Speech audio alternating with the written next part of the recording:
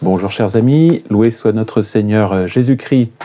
Voilà, nous sommes aujourd'hui le samedi 30 novembre 2024 et nous entrons demain dans le temps de l'Avent et nous recommençons une nouvelle année liturgique. Le temps de l'Avent, en fait, débute l'année, c'est le premier jour de l'année liturgique. C'est un dimanche important, j'en reparlerai tout à l'heure.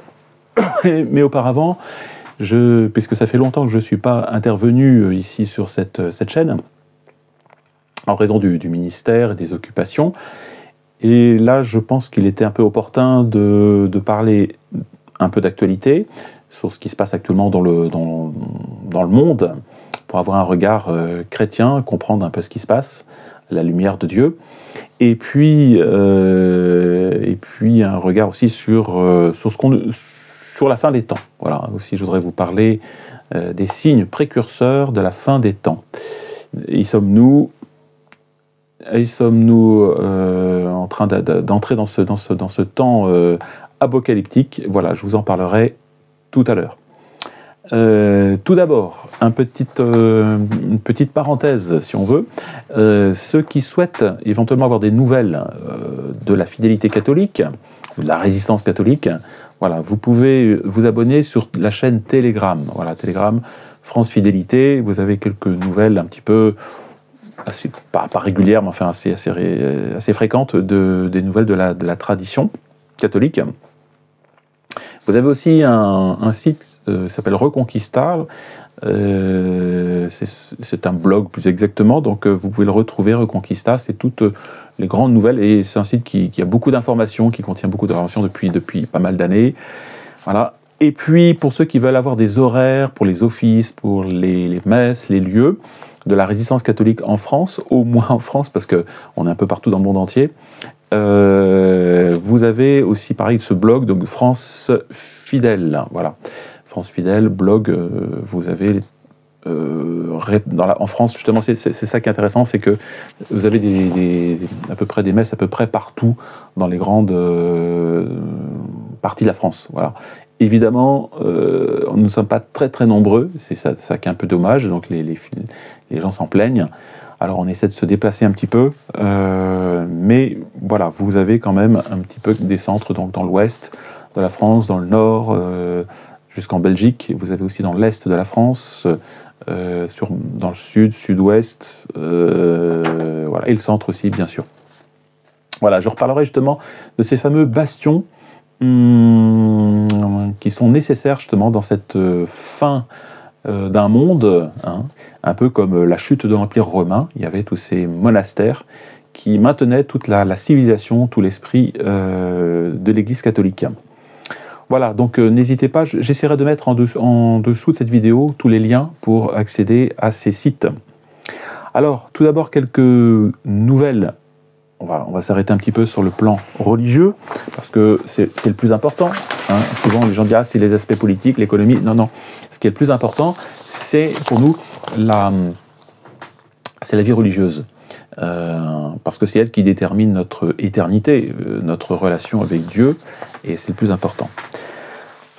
Première chose, tout d'abord, je tiens à souligner le courage de Monseigneur Strickland aux États-Unis. Bon, il a été remercié par le pape François, mais je pense que son intervention me paraît, je l'ai publiée, bon, elle est assez longue, elle est en tout cas très courageuse pour dénoncer la lâcheté de l'épiscopat en général. Voilà. Il les secoue pas mal, parce qu'en fait la solution elle est vraiment au niveau des évêques. Hein. Le problème aujourd'hui dans l'Église catholique, c'est l'épiscopat. Hein. C'est vraiment là que le démon fait son œuvre de sape. Et c'est pour ça justement la résistance catholique, son travail, eh bien, c'est de continuer l'œuvre de la tradition à travers les évêques catholiques. Là, vous avez au-dessus, ici, vous les voyez, là, les quelques évêques. Hein. Donc, dans la résistance catholique, nous avons 7 évêques, avec en tête, donc bien sûr, Monseigneur Williamson. Et ces 7 évêques, qui sont répartis dans le monde entier, il y en aura peut-être d'autres, et je pense qu'il y en aura d'autres, eh bien, ont pour charge de continuer à maintenir le dépôt de la tradition catholique, puisque normalement c'est le rôle du pape, et aujourd'hui, comme évidemment il y a une défaillance complète au niveau de Rome, eh bien il faut que les choses se passent au niveau des évêques. Donc Monseigneur Strickland se lève, alors il n'est pas encore peut-être arrivé au point de Monseigneur Vigano, mais il faut souligner quand même son courage. C'est un grand courage où il dénonce cette lâcheté après le fameux synode, vous voyez, qui collégialise encore plus, c'est-à-dire qui démocratise, qui affaisse le pouvoir des évêques, eh bien, il réagit de façon très, très courageuse. Voilà, donc intention de prière. Bien sûr, toujours Monseigneur Vigano, qui fait toujours des choses... bon, il est peut-être un petit peu, à mon goût, un peu trop pro-Trump, et j'en parlerai peut-être un petit peu après, le problème de Trump, qui pour nous n'est pas la panacée universelle, vous vous en doutez. Revenons à d'autres sujets religieux, nouvelles religieuses. Vous savez que donc François, le pape François, veut organiser à l'occasion de cette année, l'année 2025, qui va bientôt commencer, eh bien, ce qu'on appelle un jubilé. Alors un jubilé, normalement, c'est tous les quarts de siècle, et tous les 25 ans, régulièrement. Donc, comme il y a eu le jubilé de l'an 2000, jubilé de l'an 2025, il y aura 2050, s'il nous existe encore, 2075 et 2100, etc. Donc, ces jubilés sont l'occasion de manifester notre attachement à la Rome, à l'Église romaine, voilà. Et puis de gagner des indulgences en faisant un pèlerinage, de se confesser, de purifier son âme. Très bien, ça c'est une tradition catholique tout à fait louable. Le problème, c'est que François donc a organisé ce jubilé, et je pense que vous avez vu la petite icône qui illustre ce jubilé. C'est une espèce de petite fille, en fait, sans même pas si c'est un garçon ou une fille, qui s'appelle Luce, et qui illustre malheureusement l'esprit de ce jubilé. Alors bien sûr, ce jubilé est toujours fait dans un esprit rattaché au Concile Vatican II, donc on s'en sort jamais, en fait, quelque sorte. Voilà, c'est tout à fait dans cette logique de mutation de l'Église par rapport au monde moderne, hein. C'est-à-dire un esprit syncrétique, un esprit mondialiste, un esprit œcuménique, un esprit collégial. Et donc c'est normalement un événement important, et donc cette fameuse mascotte, Luce, hein, qui a été présentée par l'archevêque Rino Fisichella, qui est l'organisateur de ce jubilé, et il l'a présentée comme Luce, bien c'est bien sûr, en soi c'est la lumière, donc parfait, on se réjouit tous que ça soit la lumière et pas les ténèbres, bien sûr. De vivre, donc il dit, désire donc de vivre à l'intérieur de la pop culture si aimée par les jeunes. Donc là, ça commence plutôt mal. Cette mascotte a été conçue par Simone Legno, le créateur de Toki Doki, entreprise qui fait la promotion de la Gay Pride et des sex toys. Voilà, hein, je vous donne un petit... Voilà. Luce a été conçu donc par celui-ci. Et cette entreprise, bien sûr, fait la promotion des fiertés, c'est-à-dire de la Gay Pride. Alors, cette mascotte, en plus, elle est habillée comme une pèlerine, comme une voyageuse typique. Le manteau à capuche jaune, alors on dira, oui, ça fait référence au drapeau du Vatican, bien sûr, qui la protège des éléments, tandis que ses bottes sales témoignent du chemin qu'elle a déjà parcouru. Elle porte, soi-disant, une croix missionnaire autour du cou et un bâton de pèlerin, une sorte de canne. Et les yeux de Luce, vous pourrez les voir, j'essaierai de la mettre en annexe, reflètent une lumière intense qui symbolise l'espoir qui naît dans le cœur de chaque pèlerin, d'être connecté avec le divin. Bon, un discours, je dirais, passe-partout, quoi, vous voyez.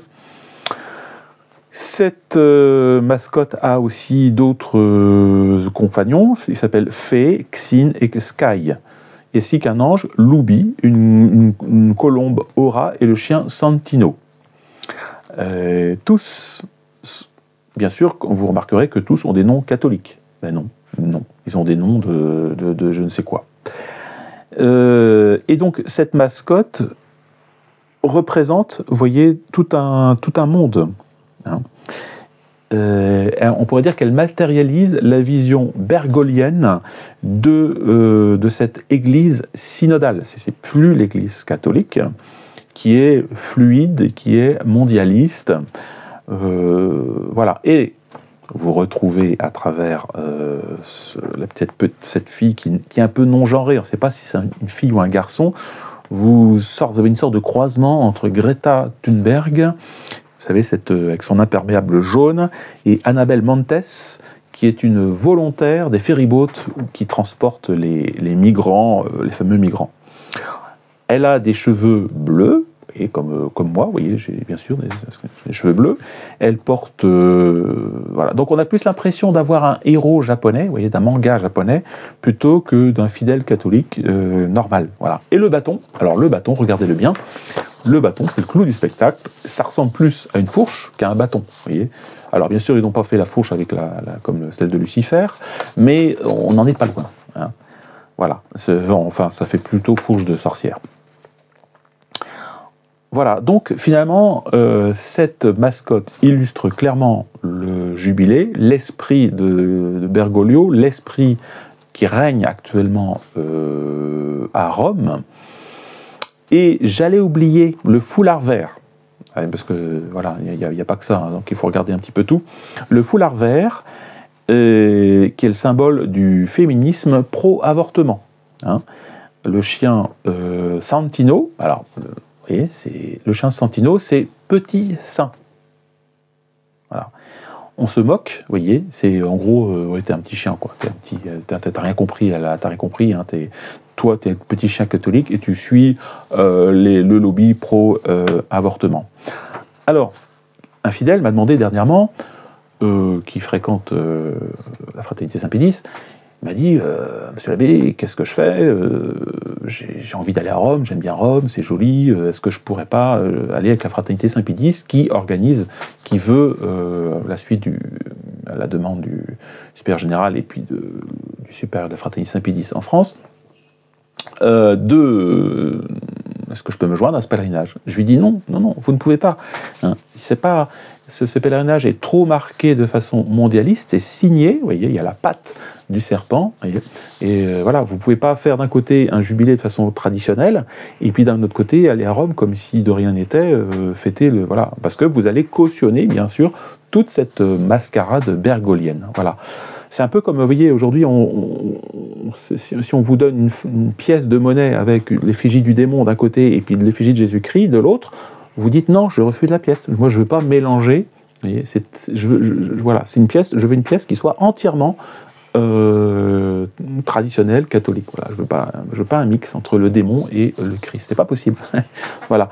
Alors, c'est triste à dire, mais on voit le piège de ce qui se passe dans l'Église catholique aujourd'hui, c'est-à-dire qu'on voit des gens qui, par l'obéissance, parce que c'est officiel, parce que c'est organisé par un prieuré de la fraternité Saint-Pédis, parce que tout ça, eh bien, ils vont aller, malheureusement, alors peut-être qu'ils vont le faire sincèrement, hein, je ne doute pas leur intention, mais vous voyez, objectivement, c'est rentrer dans le jeu de l'ennemi. Voilà pour ce premier point. Donc, voilà, donc l'importance, vous voyez, d'avoir les idées claires sur ce qui se passe actuellement. Je reviens aussi sur la question donc, des évêques. Je vous parlais tout à l'heure de Monseigneur Strickland, de Monseigneur Vigano.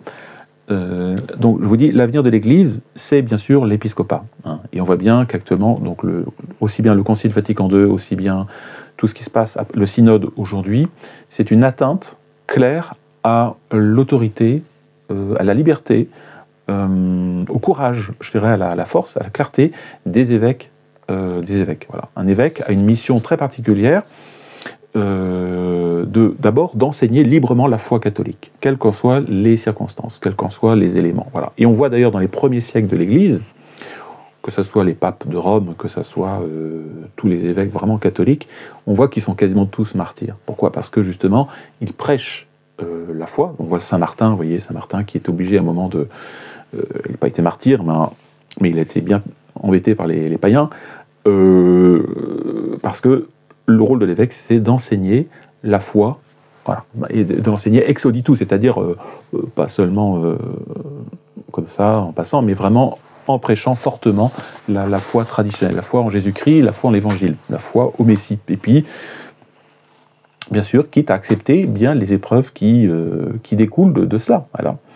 Et malheureusement, aujourd'hui, donc l'épiscopat est complètement muselé par ces fameuses commissions, ces fameuses tous ces groupes de réflexion qui sont en fait tout simplement une façon pour la franc-maçonnerie, pour toutes ces groupuscules d'orienter, de paralyser eh bien, les évêques. Hein, voilà.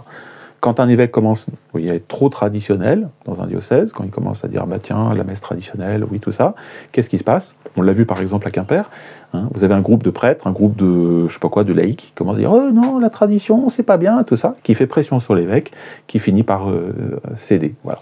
Et bien sûr, il ne sera pas jamais défendu par Rome. Voilà. Au contraire, il va être blâmé parce que voilà, il faut avoir cet esprit d'ouverture, d'écoute vis-à-vis du peuple de Dieu. Voilà, donc les évêques sont d'abord avant tout des hommes d'enseignement.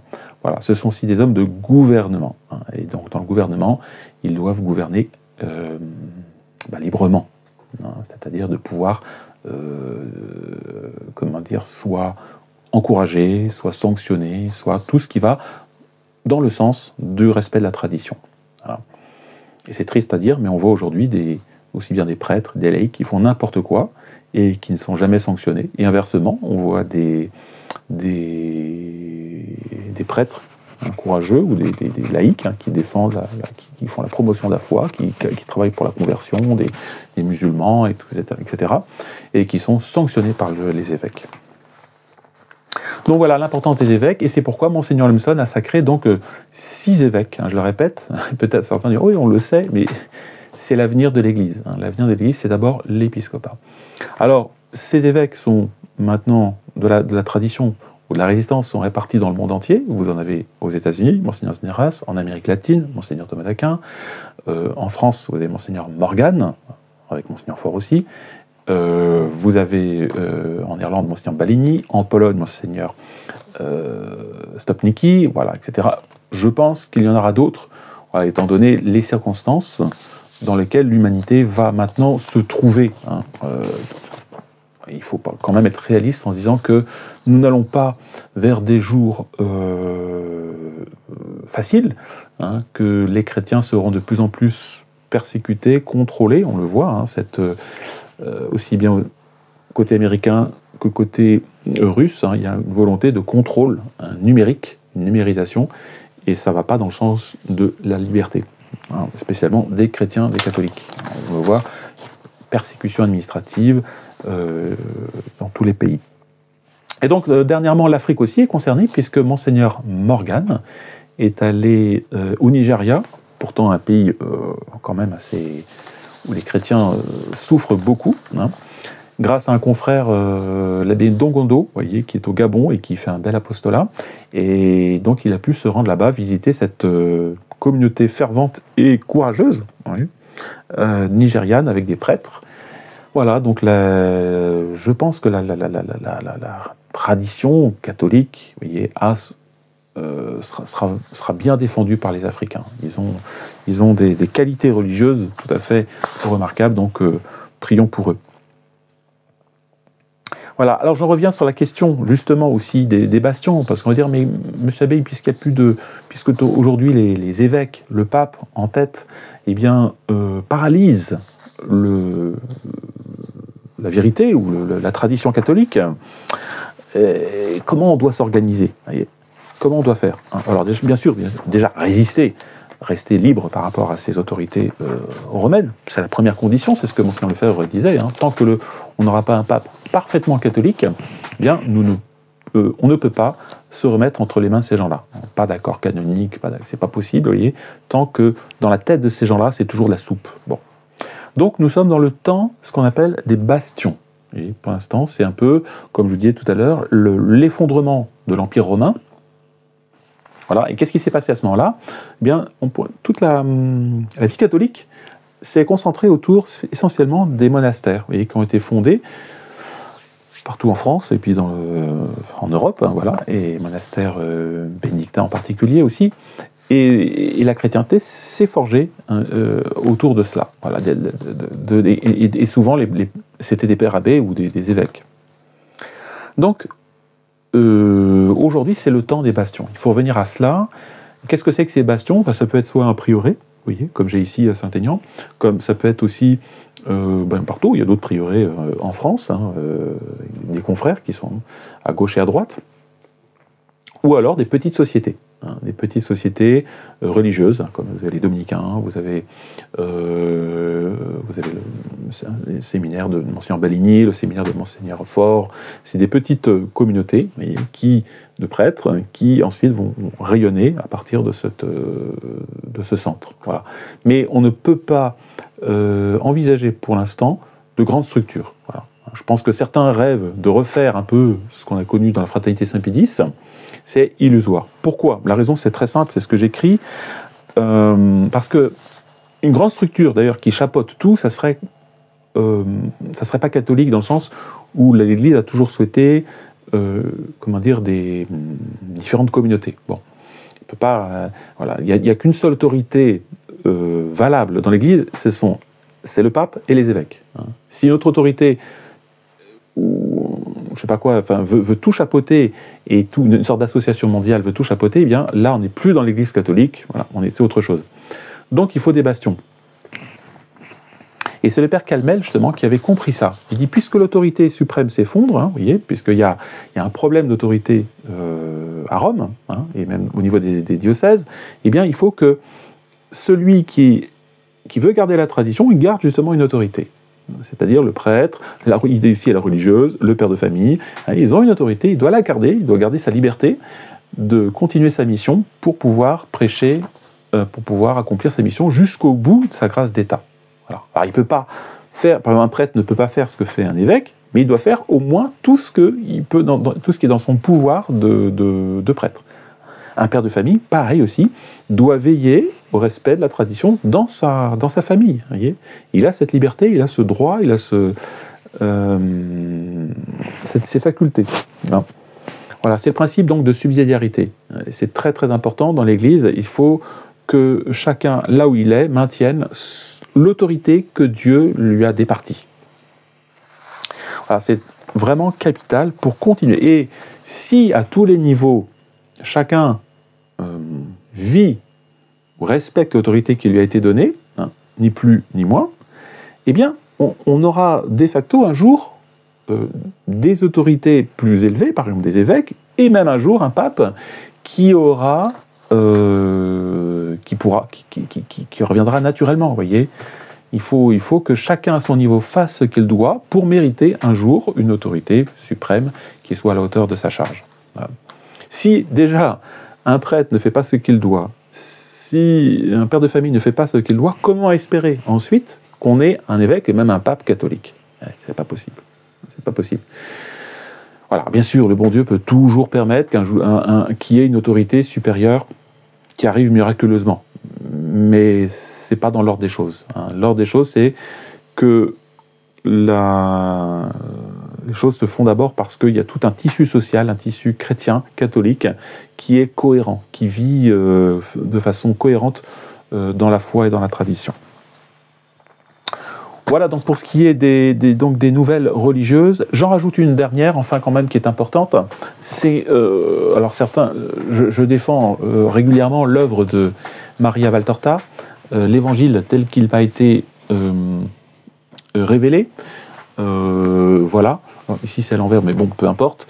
Et cette œuvre, Monseigneur Lemson en fait régulièrement la promotion. C'est-à-dire, certains disant, elle a été condamnée par Rome, elle n'a pas été condamnée tant que telle, c'est la publication qui a été condamnée, mais pas le contenu. Donc il y a eu dernièrement des auteurs pas très sérieux, comme Don Chevalier, qui est de la communauté Saint-Martin, qui a écrit une violente diatribe contre cette œuvre, voilà, cette œuvre de Maria Valtorta, qui est une œuvre en fait, pour des choses, Maria Valtorta, simplement, elle décrit ses visions de ce qu'elle voit, bon, de façon un peu parfois poétique, mais de ce qu'elle voit du Christ. C'est comme si elle était une journaliste qui faisait un film, qui filmait et qui nous retransmettait ce qu'elle voyait il y a 2000 ans. Donc c'est quelque chose qui est absolument admirable quand on a compris. Voilà, alors certains disent non, c'est une faussaire, certains disent non, c'est le démon qui l'a inspiré, c'est pas possible, voilà. Et nous pensons, mais ça c'est tout à fait libre, que c'est une œuvre divine, voilà, qui justement peut nous aider pour mieux pénétrer l'esprit de l'Évangile, voilà. Alors, dernièrement, un monsieur s'est attelé justement à défendre, ou à réfuter l'ouvrage de Maria Valtorta. Voilà, donc j'en reparlerai à l'occasion. Voilà. Je voudrais maintenant terminer ce petit mot du jour par la question des signes avant-coureurs de la fin des temps. Sommes-nous rentrés dans cette période que l'on appelle donc la fin des temps? C'est déjà Saint Paul en parlait déjà aux chrétiens, aux Thessaloniciens en particulier. Hein. Il leur dit ceci: nous vous en prions avec instance, mes frères, ne vous laissez pas ébranler dans vos résolutions, ni effrayer légèrement, soit par quelques visions, soit quelques bruits, soit par une lettre qu'on supposerait venir de nous, comme si le jour du Seigneur était proche. Que personne ne vous trompe en aucune façon, parce que, dit-il, c'est Saint Paul, car auparavant, il faut que vienne l'apostasie et que se révèle l'homme de péché, le fils de perdition. Voilà. Donc cette fin des temps interviendra le signe flagrant. Donc il y a deux signes, c'est l'apostasie en premier lieu, c'est-à-dire des nations, le fait que les nations qui étaient chrétiennes quittent la foi chrétienne ou se révoltent cette fois-ci. C'est différent d'un État païen qui devient chrétien. Donc là, on est vraiment d'un État chrétien qui redevient païen. Là, on est dans la perte de la foi. L'apostasie, le premier signe. Et le deuxième signe, c'est la venue de l'Antéchrist. Alors, qu'est-ce que c'est exactement que cette apostasie? On peut l'entendre d'une façon absolue, c'est-à-dire que ce n'est pas simplement une apostasie ou le fait que des individus quittent la foi, c'est plus général, c'est une apostasie des nations. C'est-à-dire que la France, par exemple, de chrétienne qu'elle était, devient républicaine, athée, maçonnique. Voilà. On le voit d'ailleurs dans cette image de Macron qui est entré aujourd'hui ou ce matin, je crois, dans l'église Notre-Dame de Paris et qui se fait applaudir. Voilà, c'est incroyable, un homme qui se fait applaudir dans le temple de Dieu. Donc ça veut dire vraiment que maintenant les gens collectivement, il n'y a plus le sens du respect de Jésus-Christ et de Dieu. Donc c'est une défection, non pas, voyez, seulement individuelle, mais collective, qui est manifestée principalement par l'apostasie des princes, des rois, des présidents. Et ça va de pair avec, d'un autre côté, cette apostasisation, on le voit par une augmentation du satanisme. Donc ce qui s'est passé à Toulouse, c'est pas anecdotique, c'est le reflet justement non seulement du rejet de Jésus-Christ, et donc ce rejet de Jésus-Christ se manifeste par une adhésion à Satan et à Lucifer. Voilà, c'était clair. Et les Jeux Olympiques aussi sont dans la même perspective. Alors, cette apostasie des nations, elle n'a pas commencé hier. Elle a commencé principalement avec Luther, Calvin, donc cette révolte du protestantisme contre l'Église romaine. Alors, ce qui est intéressant, c'est la question d'un obstacle. D'un obstacle qui fait obstacle justement à la venue de l'Antéchrist. Alors quel est cet obstacle dont parle Saint Paul? On peut dire que c'est l'Église catholique. Donc l'Église catholique, dans un premier temps, donc les nations sont passées au protestantisme. Ensuite, il y a eu la Révolution française, donc qui a chassé l'Église des institutions civiles, qui l'a isolée. Ensuite, on voit même Rome, la cité de Rome a été encerclée complètement par l'Italie maçonnique, voilà, Garibaldi et tout ça. Donc la destruction des États romains, des États catholiques romains, qui assuraient une certaine liberté justement de l'Église catholique. Et la phase ultime, la dernière phase de cette destruction d'obstacles, c'est l'infiltration par la franc-maçonnerie de l'Église catholique, qui s'est manifestée spécialement au Concile Vatican II. Donc voilà, cette fameuse obstacle, c'est-à-dire c'est la destruction de l'Église catholique, enfin destruction de la tête de l'Église, c'est-à-dire tête de Rome. Voilà. Alors, ce qu'il faut souligner, c'est qu'il y aura, avant la passion totale, c'est-à-dire une persécution où viendra l'Antéchrist, il y aura ce qu'on appelle un temps des rameaux, c'est-à-dire une résurrection temporaire de l'Église catholique. Alors, comment cela se fera-t-il? Eh bien, tout simplement, c'est les promesses de Notre-Dame de Fatima. En 1917, et après dans les apparitions qui ont suivi, à Sœur Lucie, la Sainte Vierge a révélé que donc la Russie deviendrait communiste, enfin répandrait ses erreurs dans le monde entier, et que suite à la consécration d'un pape, enfin par le pape de la Russie se convertirait, alors ça veut dire se convertirait à la religion catholique, et deviendrait à ce moment-là le fer de lance, eh bien, justement, de la foi catholique. Il y aurait un temps de conversion universelle. Alors nous n'y sommes pas encore, parce qu'on ne peut pas dire que la Russie de Poutine soit une Russie catholique, au contraire. Hein. Je vous invite à lire les études de Pierre Hillard sur la question. On voit clairement que la Russie est dans le giron d'une certaine forme de mondialisme. Hein. Voilà. Donc il ne faut pas s'illusionner en disant ça y est, certains nationalistes français, certains catholiques se réjouissent de ça, de ce qui se passe. Non, la Russie n'est pas convertie. Voilà. Et ça sera la conversion sera signe d'un temps de résurrection. Ensuite, combien ce temps durera? Voilà, ça sera donc un temps qui manifestera justement le triomphe de Dieu. Alors, cet avènement de l'Antéchrist aura des caractères bien particuliers que nous révèle la Sainte Écriture, et particulièrement Saint Paul. Le premier caractère de ce règne de l'Antéchrist sera qu'il sera absolument universel, c'est-à-dire que tous les hommes seront sous l'empire de l'Antéchrist. Ce sera un empire mondial, sous l'empire d'une seule personne. Alors comment cela peut-il se faire? Du temps de Saint Paul, c'était absolument inimaginable. Même l'Empire romain n'avait pas cette envergure. C'est possible aujourd'hui en raison de la mondialisation, de la facilité de communication.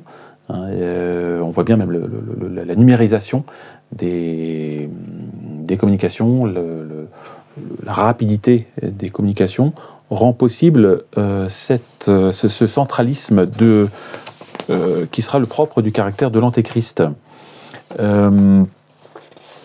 C'est le père Arminjon qui dit ceci, que cet homme puissant, vous voyez, pourra étreindra le monde dans ses serres d'un despotisme sans nom et sans mesure, et qui unifiera le genre humain par la servitude des consciences. Et ce qui permettra aussi cette servitude sera l'abaissement des courages. Et c'est ce qu'on voit aujourd'hui. Les hommes aujourd'hui n'ont plus le courage nécessaire à cet événement. Voilà. Et alors, un autre caractère, un deuxième caractère de ce règne de l'Antéchrist, bien sûr, ce sera le fait qu'il sera un persécuteur comme il n'y a jamais eu de toute la chrétienté. Voilà. Et cette persécution ne sera pas localisée, comme autrefois, c'était simplement dans certains lieux, elle sera absolument universelle. Voilà. Ils se répandirent sur la face de la terre, et ils environnèrent le camp des saints et la ville bien-aimée. C'est dans l'Apocalypse de Saint Jean, chapitre 20, verset 8. Et cette persécution ne sera pas seulement pour tout le monde, elle sera même la plus dure et la plus violente de toute l'humanité, hein, tellement elle sera inspirée par la haine de l'humanité. Voilà. Et ça va pas être ça va être vraiment, elle va réunir un petit peu tout ce que les persécuteurs ont pu faire contre la chrétienté. Hein, d'un côté, on aura l'orgueil de les persécutions de Mahomet, on aura l'esprit de tous les persécuteurs, hein, de Néron, de tous ces persécuteurs de l'Église. Donc Tibère, Néron, tous ces gens-là étaient étaient des gens déjà terriblement violents. Eh bien, cela sera peu de choses à l'égard par rapport à l'Antéchrist. Pourquoi? Parce que tout simplement, lui-même sera mu par à l'esprit de Satan. On pourrait dire que ce sera presque une incarnation de Satan. Cette persécution, en plus, aura un caractère particulier, c'est qu'elle se verra sous la forme d'une séduction. Voilà, il va réussir presque au départ à convaincre les Juifs même, hein, qui auront été à l'origine même de son avènement, parce que c'est eux, par leur messianisme, qui provoqueront, et par leur organisation, provoqueront l'avènement de l'Antéchrist. Hein. Je discutais dernièrement avec une personne qui s'était convertie au judaïsme, et pourquoi elle l'était-elle? Parce qu'elle disait, nous attendons le Messie. Et je disais, mais quel sera l'avènement du Messie? Et elle me dira, c'est quand tous les chrétiens reconnaîtront, tous les hommes reconnaîtront que nous sommes le peuple élu, nous, juifs. Voilà, donc le Messie, cet Antéchrist, en fait, ni plus ni moins, eh bien, viendra à ce moment-là. Et donc il trompera efficacement même, vous voyez, ces juifs qui attendent le Messie, qui préparent sa venue. Voilà, alors ça d'un côté pour les juifs, et puis pour ceux qui ne sont pas juifs, les autres peuples, eh bien, il les attirera par son éloquence, par sa persuasion. Hein. Il sera mu, il aura cette puissance du démon, il va être instruit même par lui, de telle sorte qu'il pourra parler avec une éloquence telle, il possédera toutes les sciences, il aura une mémoire prodigieuse, il connaîtra les textes de l'écriture par cœur, voilà. Et puis, un élément important, il va séduire aussi par le fait qu'il va répandre à profusion l'argent. Voilà. L'argent, l'or et les richesses. Hein. Donc ça, évidemment, vous voulez acheter des hommes, vous déversez l'argent sur eux et c'est acquis. Et ce qui fera aussi le fait qu'il séduira les hommes, c'est qu'il sera particulièrement brillant dans l'accession de son pouvoir. Il arrivera très rapidement au pouvoir, de petit qu'il était. Hein, il va arriver aux plus grandes places, à la toute-puissance, très rapidement. Voilà. Et on peut dire que c'est un petit peu, vous voyez, l'antithèse du Christ. Le Christ est apparu par ses miracles, par sa sainteté. Hein. L'Antéchrist apparaîtra par ses faux miracles, hein, et par sa puissance temporelle. Voilà. Et il sera, bien sûr, l'Antéchrist, je dirais l'adversaire principalement du Christ, évidemment, et de toute vérité. Alors, je reviens sur la question de la persécution de l'Antéchrist. Je pense que c'est important, parce que ce qui se passe actuellement, on peut dire, est une préparation. Hein. Le bon Dieu est bon, et il nous fait passer... on a eu l'opération Covid, les guerres civiles, les guerres organisées par les mondialistes, etc. Hein, tout ce qui nous arrive, ce qui nous tombe sur la tête, bien sûr, c'est la rançon du péché, c'est la rançon de l'apostasie, mais c'est pour les justes aussi une préparation à cette venue de l'Antéchrist. Et donc,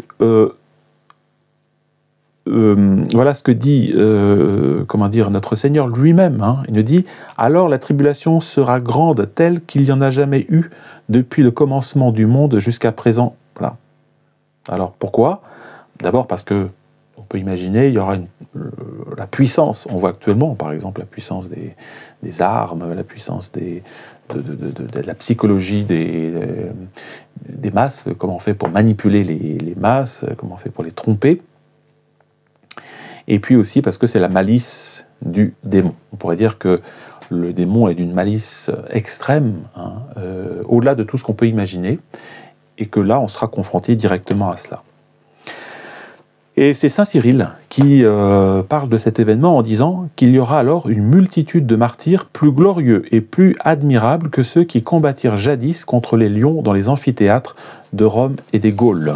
Voilà, donc c'est quand même l'aspect encourageant de cela. Malgré tout, vous voyez, l'Antéchrist va déployer des raffinements de cruauté tels qu'on n'a jamais connus. Et ce qui sera, il faut quand même le dire, hein, et on le voit actuellement dans cette apostasie générale qui nous prépare à l'apostasie finale, eh bien, c'est que cette apostasie va faire tomber, bien sûr, beaucoup de chrétiens. Voilà. Et c'est ce que dit l'Écriture, l'Apocalypse, et lui fut donné de faire la guerre aux saints, donc c'est la guerre aux saints, et de les vaincre. Et cette corne, la corne, c'est la puissance de l'Antéchrist, ce pouvoir que je vis faisait la guerre aux saints, et il lui était donné de prévaloir. Voilà. Et c'est la raison pour laquelle cette puissance de l'Antéchrist sera telle qu'il faudra, cette fois-ci, l'intervention du Christ lui-même en personne. C'est pour ça que le Christ reviendra à ce moment-là. Ça sera vraiment la fin des fins, le jugement dernier. Mais ce jugement dernier sera précédé par la mort de l'Antéchrist lui-même. Lui-même viendra le souffler, comme dit l'Écriture, de sa bouche. C'est-à-dire que Dieu lui-même le soufflera l'Antéchrist. Alors pour terminer, la leçon à tirer de ces événements futurs, bon, nous n'y sommes pas encore, mais on s'en approche, eh bien, c'est la confiance en Dieu, en notre Seigneur. Tout ce qui peut arriver, vous voyez, n'arrive rien qui ne soit sans la permission du ciel. Voilà. Et tous ces événements pénibles, douloureux, qui atteignent notre foi, qui atteignent notre vie morale, sont permis par le ciel pour nous faire grandir. Voilà, c'est ça qu'il faut comprendre, c'est que le ciel veut nous faire mériter, enfin, le bon Dieu veut nous faire mériter un ciel plus beau. Voilà. Et que tout ce qui arrive, c'est l'amour de Dieu qui le permet. Dieu veut notre bonheur, Dieu veut notre joie éternelle, et il veut que nous passions par un temps de tribulation. Et plus ce temps de tribulation, bien sûr, est douloureux, d'où, vous voyez, les épreuves diverses qui nous atteignent chaque jour, même au quotidien. Vous voyez, vous avez des mauvaises nouvelles, vous avez des choses terribles, vous avez une croix qui vous pèse au quotidien, des épreuves de santé, des épreuves de vie sociale, des contacts avec des personnes qui sont très difficiles. Toutes ces épreuves, vous voyez, sont là normalement, non pas pour nous détruire, bien au contraire, vous voyez, pour nous faire grandir. Voilà.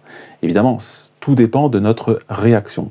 Sommes-nous forts devant ces événements, et c'est là l'importance, vous voyez, de prier, en particulier le Saint-Esprit. Le Saint-Esprit est là pour nous fortifier dans ce temps d'épreuve. Voilà. Si on reste sur le plan naturel, purement naturel, nous ne pourrons pas passer les épreuves de notre vie. Voilà.